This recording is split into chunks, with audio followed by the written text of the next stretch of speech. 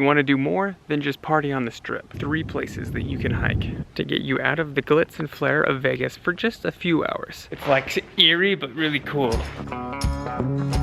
All right, welcome into the first stop here at Valley of Fire State Park in Nevada. It took me about an hour and 10 minutes to get here from Henderson. Driving along the freeway up north, and then you drive across the Moab Indian Reservation. $10 if you're a Nevada resident, $15 if you're from out of state. And there's all kinds of beautiful rock formations here. And most of the trails are fairly simple and easy. They're not super strenuous or difficult. They're all kind of obtainable. There's a lot of loops that you can walk around on. And there's these beautiful red rock formations, hence the name Valley of Fire, all this red rock going on. It's really popular for sunset and sunrise, but it's beautiful all throughout the day as well. There's Elephant Rock, which is this big rock formation that looks like an elephant, like the trunk's coming down in the front, and it's really fun and cool to see. The Seven Sisters, which are these 7 big rock spires that shoot up out of the ground to go and have your picnics there and whatnot.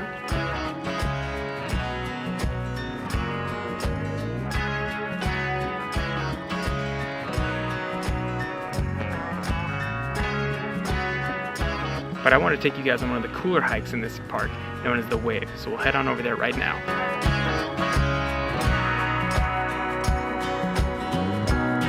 Alright, just got here to the Fire Wave Trail. It's at the top of the road here, almost at the end of the state park. So it's the most popular hike here, and they say it takes about an hour to complete. All trail says about 45 minutes, mile and a half out and back, and about 200 feet of elevation gain, so not too difficult. And I just got my Everfun bag, that's a cooler bag, so super excited to take it on its maiden voyage here and have a nice cold drink at the top. Let's get on the trail, huh?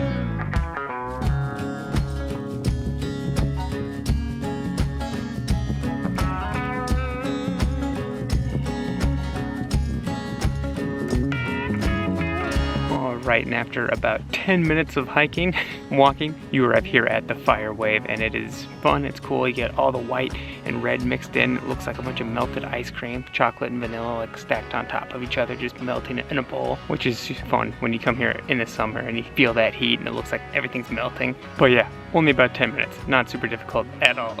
But this thing was in the car for like 2 hours with ice before I got here. It's still intact ice and it has not leaked. I've been surprised that it has not leaked, to be honest.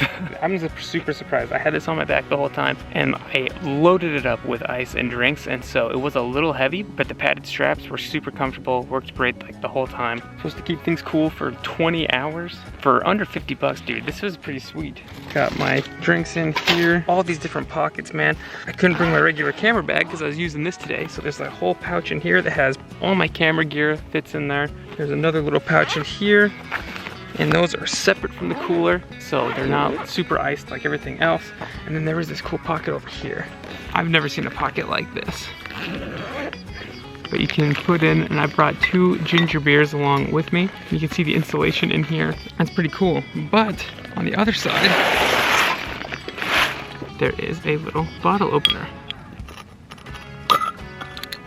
So you can come up on your hiking trails and enjoy a ginger beer. But remember, whatever you pack in, you pack out. Outdoor responsibly. Don't leave any bottles, bottle caps, wrappers, anything behind. Always be responsible in the outdoors. Leave it better than you found it. Another super underrated feature on this bag is the side pocket. It is actually big enough to hold my whole hydro flask. You'd be surprising at how difficult it is to find a side pocket that'll hold the entire large hydro flask. It's also got this nifty little snack pouch on top that is also insulated, so you can pack away. There's enough room for like 2 sandwiches at least in here. Like, it's a lot bigger than you think. So I'm super stoked to take this thing paddleboarding, man. But it's a ton of fun to come and climb around on all the rocks and see all the different views. Tons and tons of different selfie spots, places to take pictures for you. Everyone's always really kind and asks if you want pictures taken. Just an endless playground of rock. But again, be careful. Don't do anything too dangerous. There's all kinds of just rock formations. You can see why they call it the Fire Wave. It's super cool.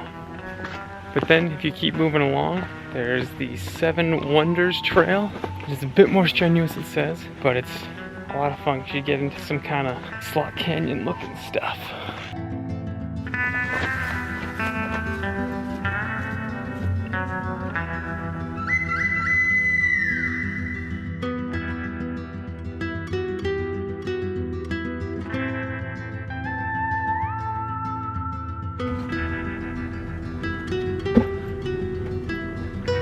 And of course, no trip to Valley of Fire State Park would be complete without stopping for the iconic road picture. Climb up on this rock and get the photographer's dream shot here. So in a nutshell, that's Valley of Fire State Park. Come hike around. They're all pretty simple hikes. They're not too strenuous, too difficult. You can wander around, feel some sun, get outside, get that cleansing relief that you need from nature. But maybe you don't want to go quite as far as Valley of Fire State Park. There are some closer options for some outdoor stuff to break up all your Vegas flair. So now we'll time warp to Red Rock Canyon. All right, now we have made it to Red Rock Canyon here. It is a state park. It costs $15 to enter. And there's a bunch of different hikes that go all throughout. It's a one-way loop that takes about 15 or 20 minutes to drive around. It's only about 30 minutes from Henderson, so it's even quicker to get to from downtown Las Vegas. The trail we're on today is called Calico Tanks. It's one of their most popular. I've also heard some great things about Icebox Canyon, but honestly, all the trails I hear are great. I've heard nothing but positive reviews for them. So this one is 1.1 mile, about 400 feet of elevation gain. You get to do a little bit of scrambling, but not too much. It's not too difficult. Perfect for today's list. So let's hit the trail, huh?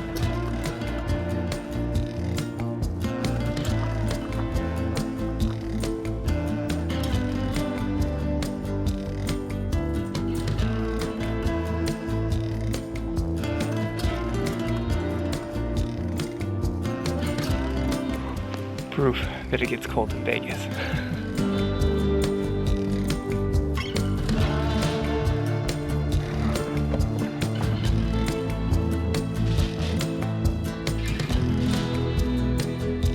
So be advised, there is a lot of scrambling involved, which is my favorite kind of hiking. I think it's super fun, but a lot of it has staircases built into it as well. I mean, I'm moving quick, but there was a lady that I was talking to that was making her way down just at her own pace.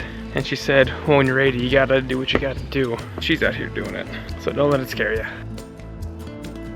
Alright, and then they call it the Calico Tanks because there are these water pools down here at the top. Right now it's obviously all gone because the end of summer, and then now the last little bits are frozen. But I've been up here in June and there's a little bit of water. It's nothing you can get in it swimming or anything. There's like tadpoles and a bunch of stuff growing out of it. But you climb along the outside to get over to a viewpoint just over there.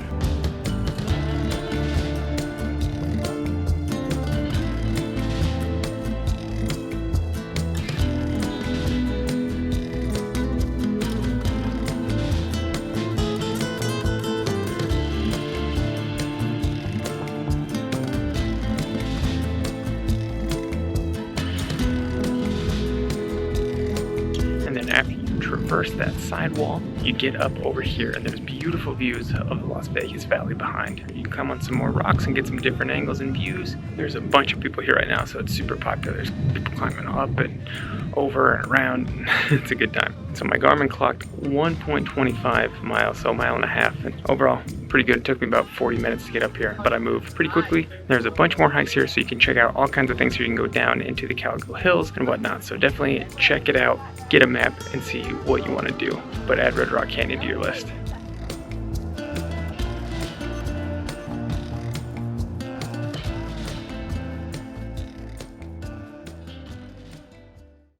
And the third spot is over here near Lake Mead, which you can't really see because it's washed out behind me, but it is there, little bits of blue, there you go. And it's the historic railroad trail. So when Hoover Dam was being built, they had a railroad that ran in and brought all the supplies over for them to build it. Now the railroad is gone, but they have a trail where you can walk, and it's 8 miles out and back, and you can walk to Hoover Dam even from the Lake Mead National Recreation Area. Along that trail, there are 5 tunnels that you can walk underneath and go through. It's all flat the whole way, at least for majority part of it. And the whole way you walk along it, you have beautiful views of Lake Mead and the desert mountainscape behind it. I'm here in the evening, so I am pretty shaded, but it does say to avoid hiking it May through September because it gets super hot and it is exposed the entire way outside of the tunnels. Unless you come in the evening, be careful, bring lots of water when you come and do this hike. The first tunnel is about 1.25 miles in, and the next one you can see is right behind it. I've been told in the summertime bats come and live in here, but nothing right now. It looks super cool. I feel like I'm walking into like Mordor, like the dwarven kingdoms of Lord of the Rings. This is pretty weird. This is cool. It's like eerie, but really cool.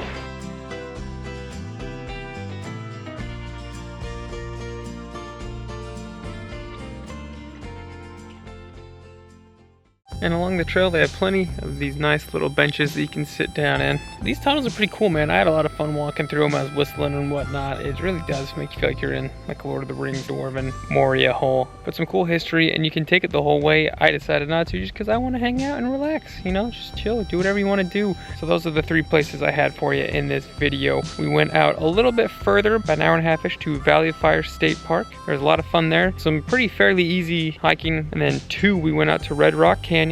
The hiking is a bit more hiking-esque. There's some scrambling and whatnot, so be prepared. There are other easier trails though that you can look into. That one's only about 30 minutes from Vegas. And then 3rd, we came here to the historic railroad trail here out by Lake Mead. This was about 30-40 minutes away from the south end of the Las Vegas Strip. The first 2 were both paid, and the historic railroad trail is free to do. This one is absolutely the easiest of them all. It is flat and it's straightforward, and you get some nice pretty views. So it kind of depends on what vibe you're looking for, on which destination you should choose when you're trying to get out away from all the lights and flare and glitter. Overall, I really like hiking in Nevada. It's really simple. These barren, desolate landscapes, these red rock, beautiful and brutal at the same time. You can just see how intense real nature can be, right? It reminds you of how small and fragile you are as a human.